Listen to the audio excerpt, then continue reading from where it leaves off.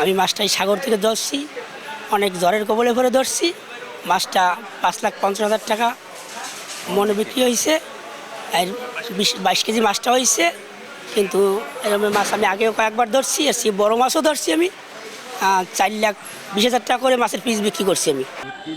ডলারে একটা জাতিনা শোল মাছ পাওয়া যায়। মাছটা 6,00,000 টাকা মন হিসেবে বিক্রি হয়েছে, তার দাম প্রায় 3,50,000 টাকা দাম হয়েছে।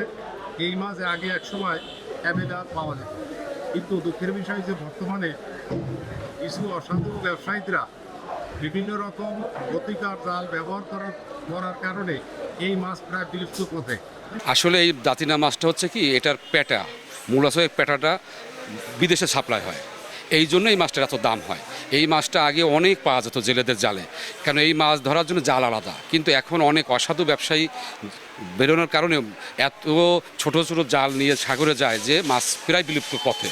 এই মাছগুলো আমরা আজকে অনেক আনন্দিত, কেবি বাজারের যারা আড়তদার আছি সবাই আনন্দিত, কারণ এই মাছগুলো যত আসবে সারা বাংলাদেশ পৃথিবীর সবাই এখানে আমাদের চোখ দিবে।